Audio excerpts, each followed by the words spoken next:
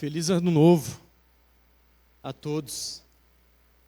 Novo esse que às vezes é difícil para a gente. Passar por algo novo normalmente pode nos dar um embrulho no estômago.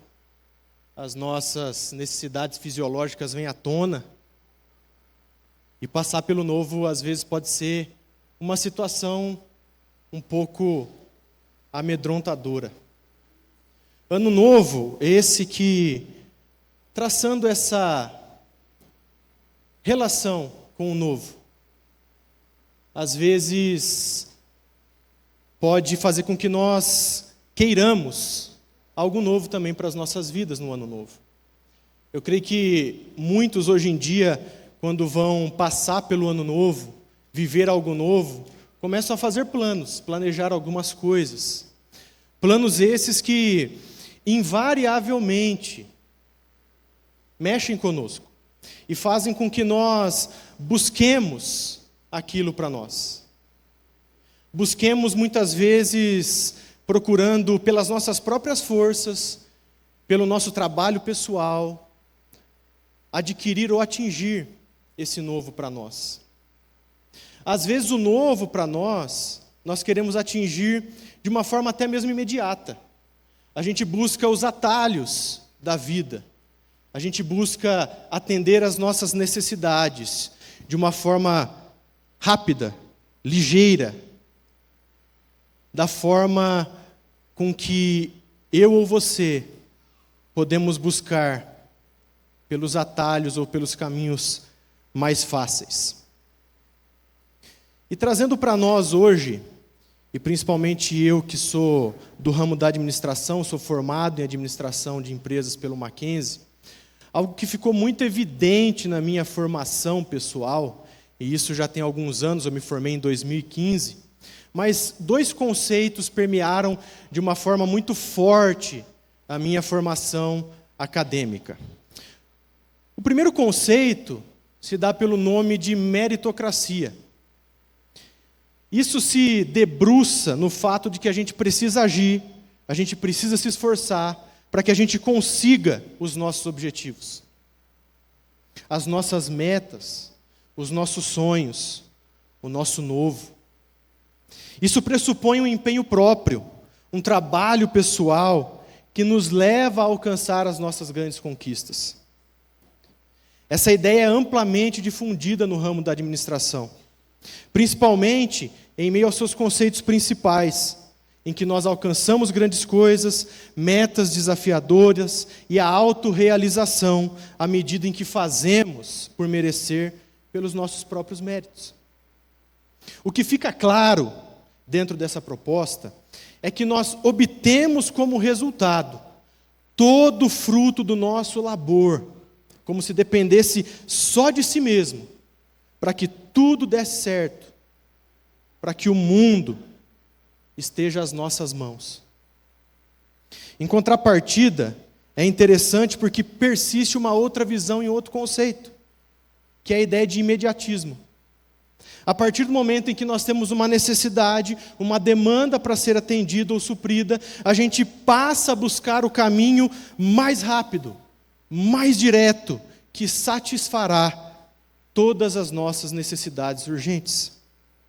E na esteira desse conceito, nasceram as empresas de fast food, ou comida rápida, como você preferir, em que compramos uma refeição e quase que instantaneamente nós temos aquela comida, aquele alimento na nossa mão. Essa ideia se estendeu para várias áreas, não só em termos mercadológicos de produtos, mas também avançou pelo setor de serviço e de bem-estar. Toda essa questão imediatista permeia a nossa sociedade, voltada ao consumo, porque a partir do momento em que temos uma demanda ou necessidade, esta precisa ser prontamente atendida. E apesar de parecerem ideias assim antagônicas, uma de um lado e a outra totalmente no seu oposto, meritocracia e imediatismo convivem muito bem no nosso meio social. A primeira normalmente acaba se relacionando com uma conquista de algo maior, envolvida com a questão da realização pessoal, e o segundo está mais intimamente ligado a algo que precisa ser resolvido com maior brevidade. Num atendimento rápido, precisamos ser servidos imediatamente.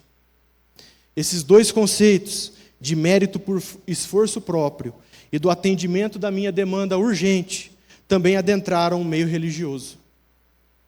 Muitas pessoas hoje entendem que precisam se esforçar por si mesmas, se tornando moralmente corretas, com uma vida íntegra, irretocável, sendo bonzinho em todas as situações, para que encontrem graça perante a divindade, para salvarem as suas almas.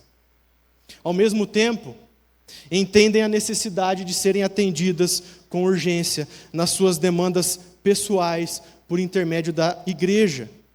Nesse sentido, as pessoas procuram um local que melhor as atenda, em que se sintam bem, e no local em que elas terão o seu milagre prontamente atendido.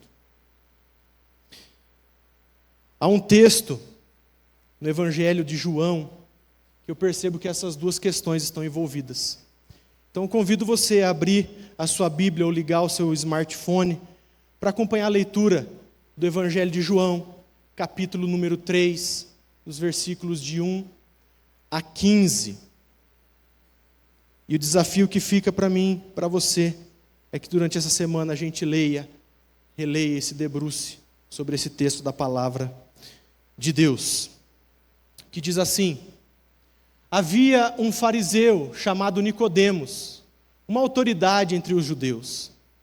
Ele veio a Jesus à noite e disse: Mestre, sabemos que ensinas da parte de Deus, pois ninguém pode realizar os sinais miraculosos que estás fazendo, se Deus não estiver com ele.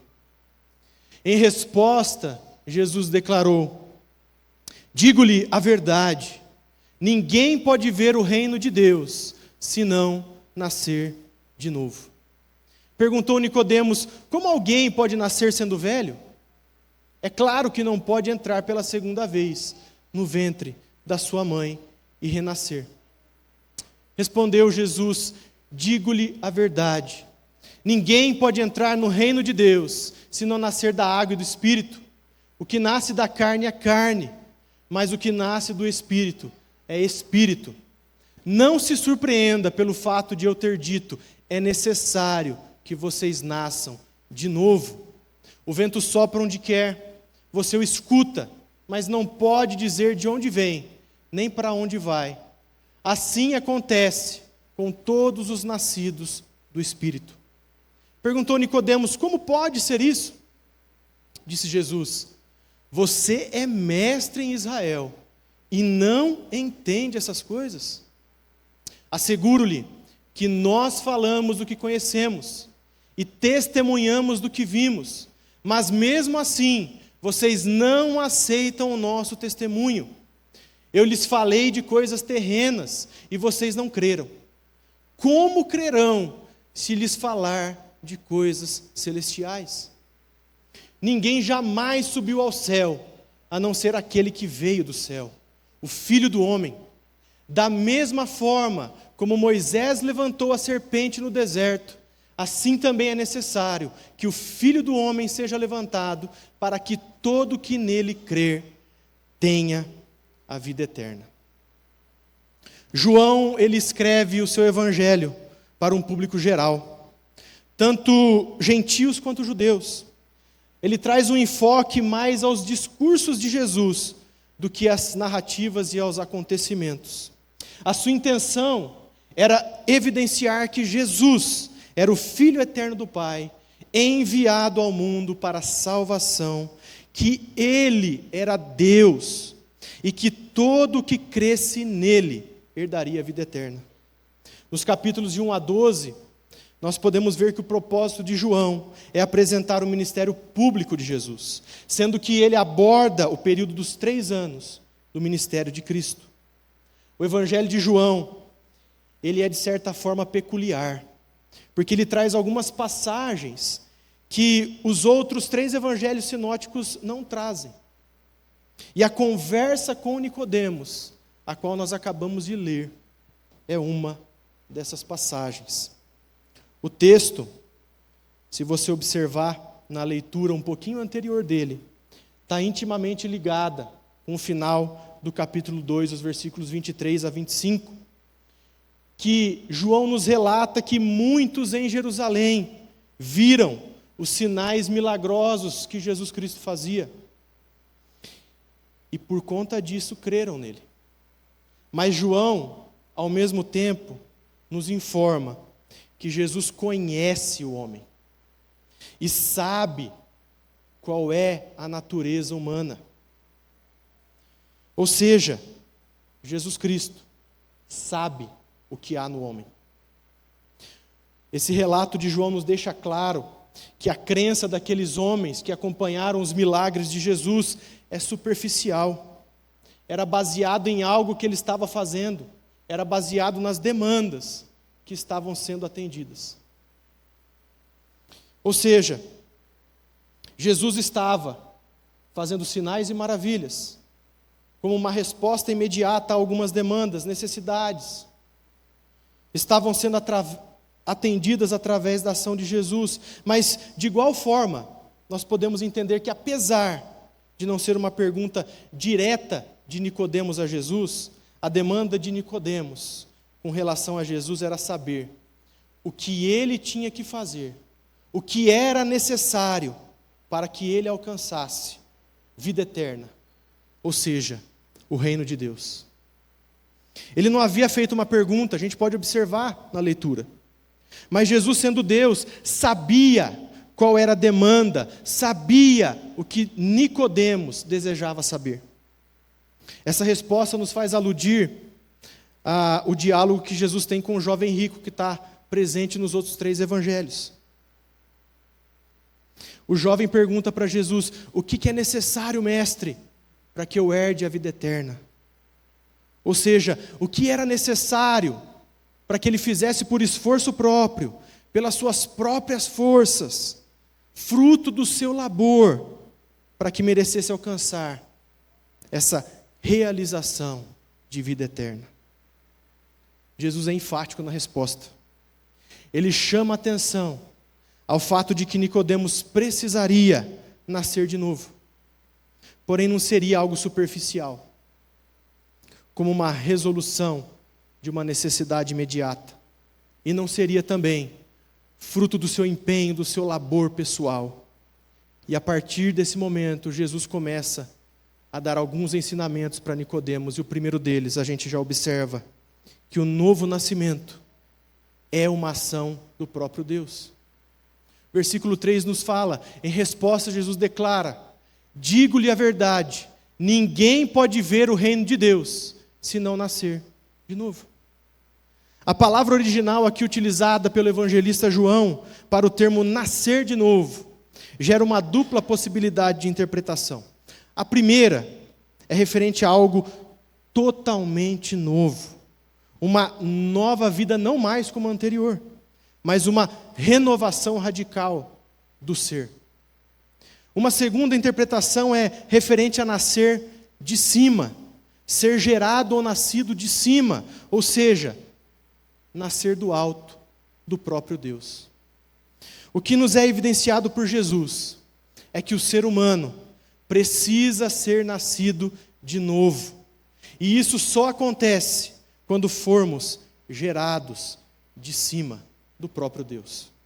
Nenhuma sabedoria, nenhum conhecimento, nenhuma atuação própria do homem concede a capacidade de entender, de assimilar ou até mesmo de aceitar que há aqui uma completa ação de Deus.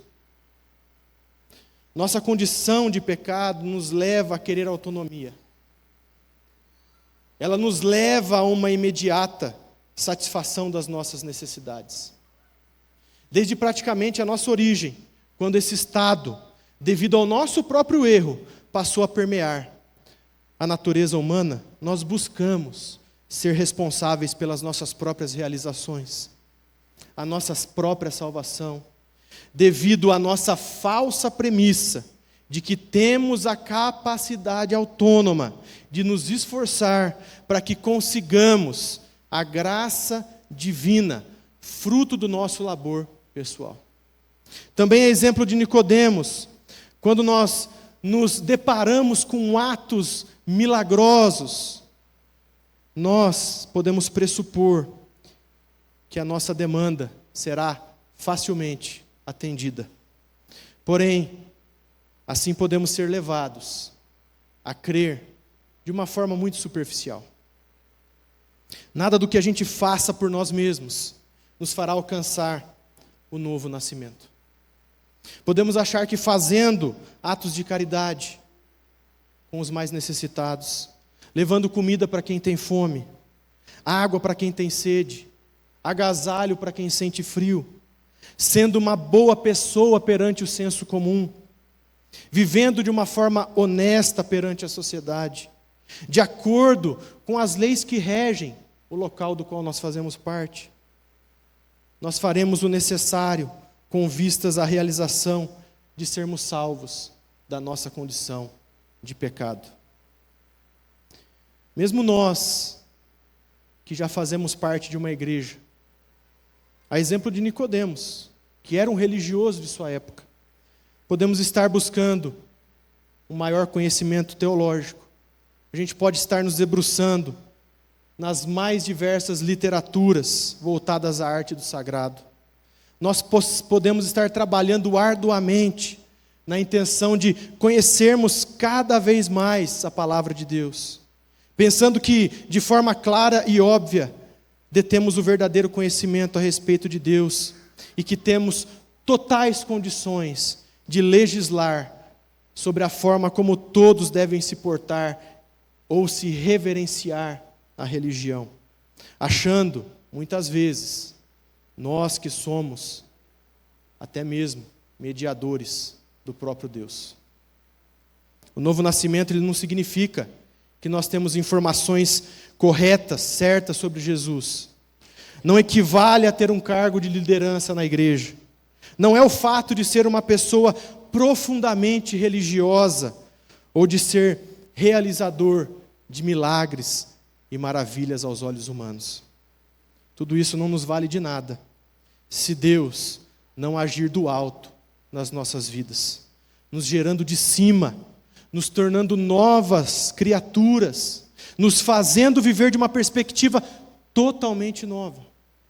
Essa ação não depende do nosso trabalho particular, com vistas ao mérito próprio para estar no reino de Deus, para que nós nasçamos de novo. E conforme dito pelo próprio Jesus, possamos ver o reino de Deus, se faz necessário uma ação que provém do próprio Deus, pois nós não nos achegaríamos de volta a Ele pelas nossas próprias forças.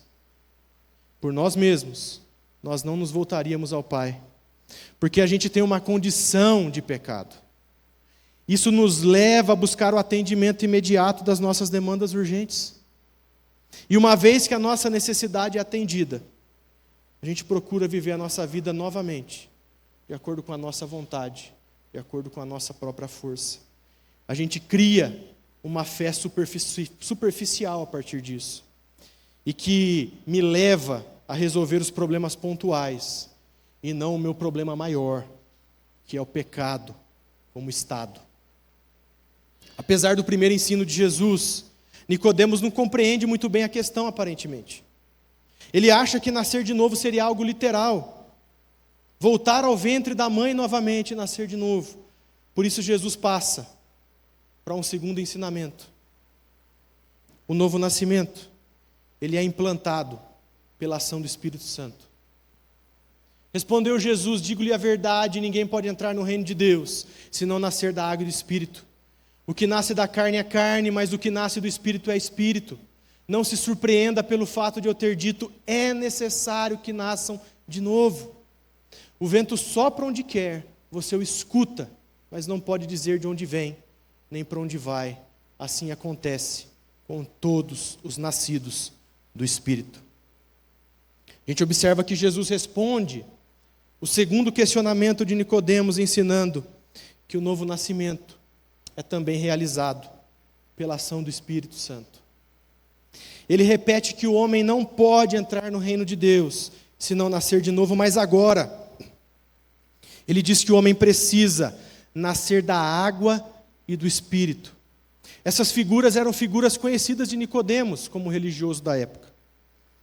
Ela remetia a uma ideia de que para nascer de novo é necessária uma profunda purificação da pessoa.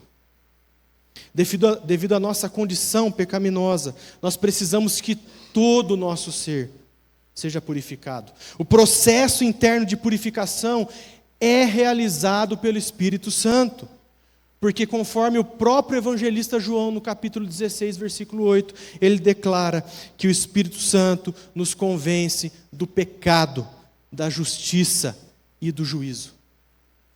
A água aqui colocada junto ao Espírito enfatiza a importância da ação do Espírito Santo que nos purifica do nosso interior para o nosso exterior. Essa ação de convencimento do pecado que acarreta no arrependimento, ela nos leva à nossa purificação. Jesus diz que quem nasce da carne é carne. É uma referência clara à nossa condição. Somos herdeiros de Adão, o primeiro ser humano que foi o nosso representante e, ao cair, alastrou o estado pecaminoso para toda a humanidade. Se nascermos apenas conforme a nossa descendência decaída, nós continuaremos nessa condição sem volta, já pré-ordenada para a morte eterna.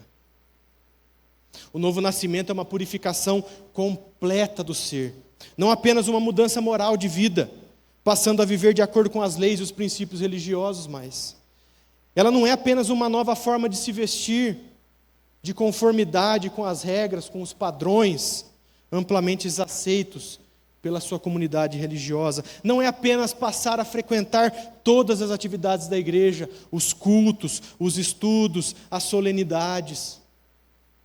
O novo nascimento é uma mudança total em todas as áreas da vida que se inicia com a ação interna do Espírito Santo.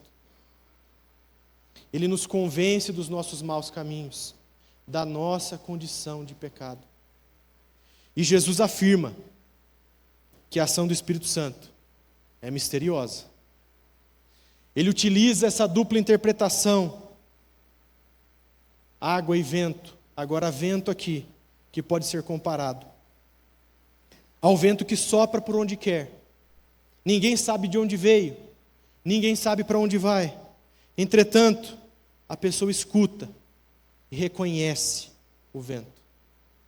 Essa ação é misteriosa, ela foge à nossa compreensão, ela não está conforme a nossa vontade, conforme o nosso entendimento. Eu acho que muitos de nós aqui já experimentamos a seguinte situação, perante aquilo ou alguém que é considerado bom aos olhos humanos, aceitável, e a gente já pode ter tido o seguinte pensamento: olha, aquela pessoa que eu conheço, ela vive de um modo excelente, agradável, é uma pessoa simpática, ela se preocupa com os outros, ela tem um comportamento honesto, ela é ética na sua vida profissional, na sua vida pessoal, ela faz trabalho voluntário, ela é caridosa, ela é generosa. Nossa, só falta essa pessoa ser crente. Só isso que falta para ela. Mas, meus irmãos, é interessante que Jesus aqui deixa claro que a ação do Espírito Santo é uma ação misteriosa. Mas ela acontece na vida de todos aqueles que são nascidos do alto, ou seja, que experimentam o novo nascimento. Apesar do discurso e do ensinamento de Jesus, Nicodemos ainda não compreende o que Jesus estava falando. Nesse momento, Jesus interpela Nicodemos. Ele sabe que apesar de Nicodemos ser um religioso, ser um mestre da lei, conhecedor teológico, ele ainda não conseguia discernir a respeito do que Jesus estava falando a respeito do conhecimento verdadeiro sobre Deus, sobre a salvação.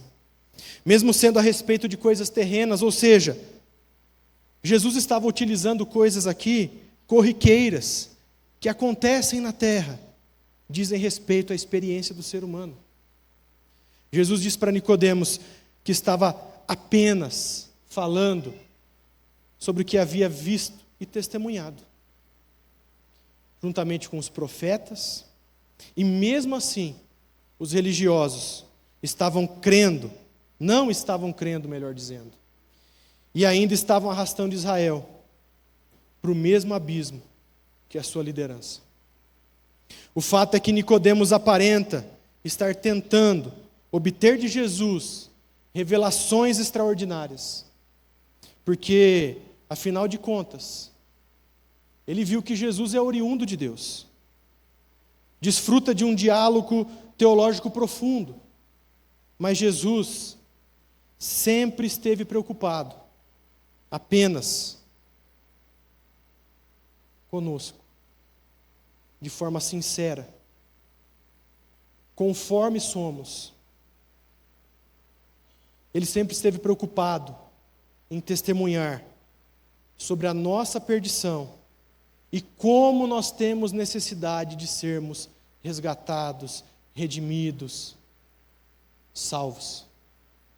A partir desse momento, Jesus mostra para Nicodemos o único caminho para a salvação.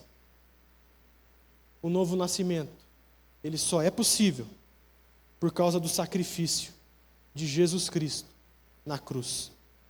Da mesma forma como Moisés levantou a serpente no deserto, assim também é necessário que o Filho do Homem seja levantado, para que todo que nele crer tenha a vida eterna. No momento derradeiro do seu discurso, Jesus se utiliza de uma alusão a um momento do Antigo Testamento,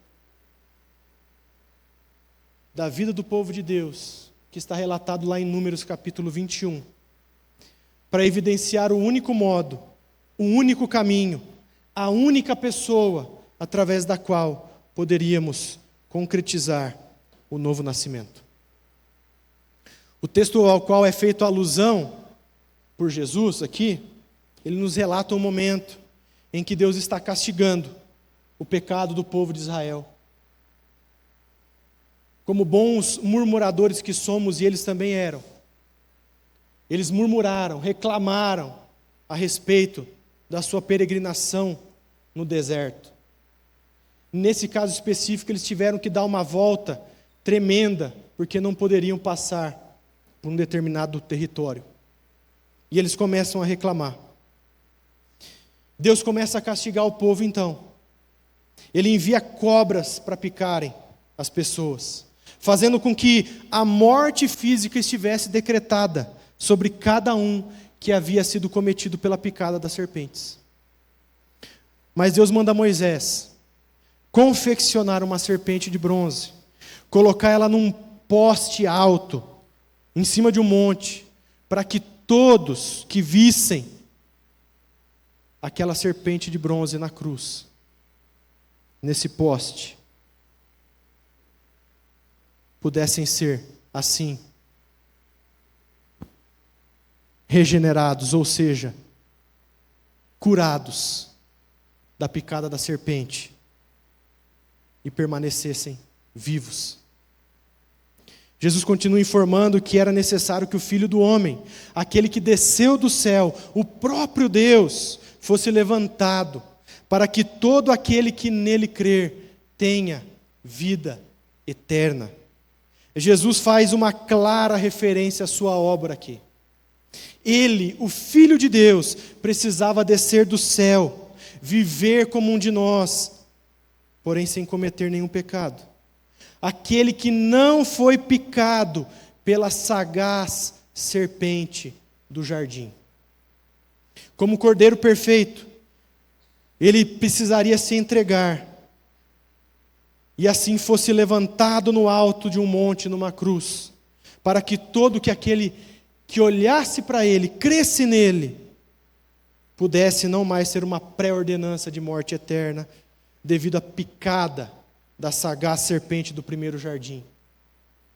Mas a partir e por intermédio da ação redentora de Jesus Cristo, passe a ter a promessa da vida eterna, vida essa que é vida em abundância com o próprio Deus. Para que pudéssemos ter o novo nascimento, foi necessário que fôssemos curados da picada da serpente, por intermédio do sacrifício de Jesus, que nos dá vida. Essa ação é totalmente divina. Não depende de qualquer coisa ou esforço do ser humano. Não depende também de qualquer ação milagrosa que possa satisfazer a sua necessidade momentânea ou que possa acalmar qualquer demanda imediata que temos. É uma transformação completa e ela é contínua, porque ela continua através da ação do Espírito Santo no processo de santificação, no qual esse Espírito que habita em nós continua a desempenhar no nosso interior. As duas questões elencadas no início continuam a permear o nosso cotidiano, não só no âmbito social e secular, mas também é uma realidade na vida de muitas igrejas hoje. Infelizmente, nós vivemos num tempo em que as pessoas se preocupam mais em vir nas igrejas, satisfazer as suas vontades, as suas demandas urgentes, se servir e ir embora, demonstrando uma fé superficial. De igual modo, em outros contextos, são exigidos comportamentos, esforços pessoais, para que seja alcançado o objetivo final, por seus próprios méritos. Todavia, o novo nascimento começa do alto, pela ação no nosso interior através do Espírito, que nos leva a olhar para o madeiro, no alto do monte, para a cruz, através da redenção em Jesus. E assim a gente pode entrar no reino de Deus.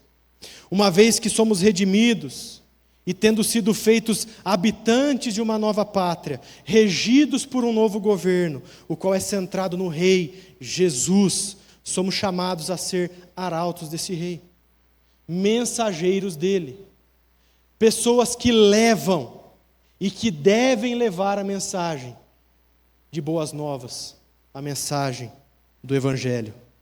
Devemos evidenciar a necessidade do novo nascimento, as pessoas que vivem ao nosso redor, em meio a uma realidade meritocrática e ao mesmo tempo imediatista, que habitam em meio a um desgoverno. Nós precisamos levar a mensagem da cruz, anunciar a ação de Deus, que nos faz nascer de novo.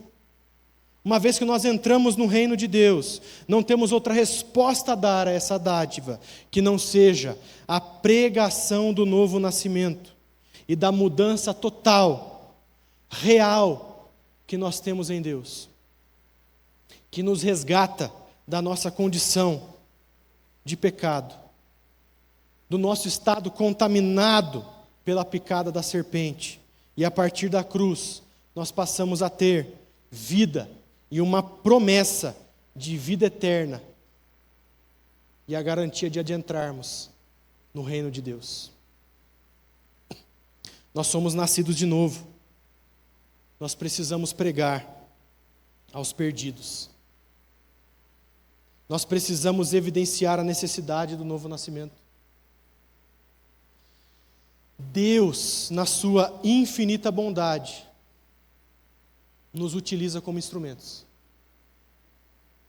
para que Ele continue a ação dEle, de fazer com que pessoas continuem nascendo de novo.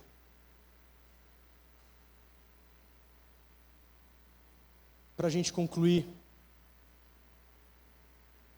e aplicar a nossa vida esse texto, lembre-se que Deus nos utiliza como instrumento. Isso é muito interessante porque Ele não precisaria de nós. porque a gente viu que nada que nós façamos para alcançar salvação por mérito próprio vale de nada. Mas mesmo assim,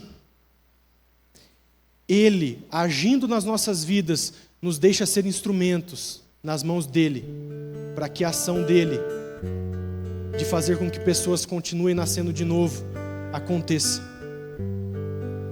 Nesse novo ano que vai começar, que já começou na realidade, você possa compartilhar a respeito da necessidade do novo nascimento por onde você for.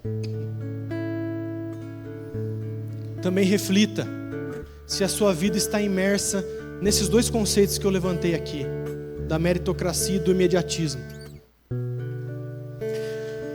E eu quero ressaltar aqui, não que isso seja algo ruim, como um conceito de vida humana, mas quando nós trazemos esses conceitos para dentro da igreja e principalmente para dentro do conceito de salvação, é muito perigoso.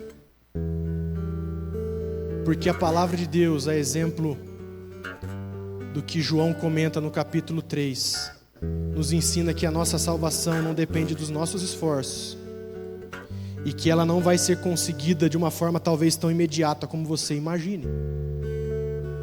É um processo.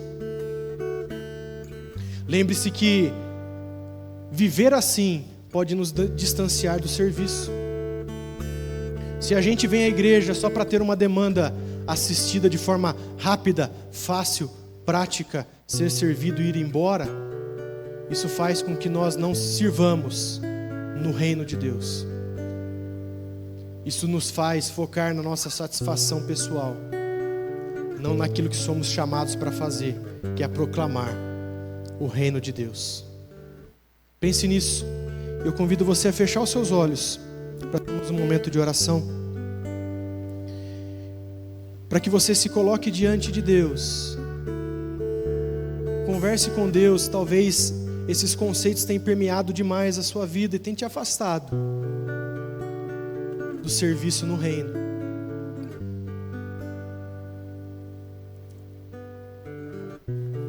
Ó Pai, nós te rendemos graças, te louvamos, porque o Senhor nos resgata de forma total e completa, porque nós sabemos que se dependesse do nosso eu, nós não nos achegaríamos a Ti. Que graça maravilhosa é termos a certeza e saber que o Senhor faz essa obra completa na nossa vida. O Senhor nos convence através do Teu Espírito Santo, faz com que nos arrependamos e olhamos para a cruz. Pai, que o Senhor nos utilize como instrumentos nas Tuas mãos, para que como igreja do Senhor Jesus, possamos proclamar o Teu Evangelho por onde quer que nós andemos. Isso nós te pedimos no nome de Jesus Cristo. Amém.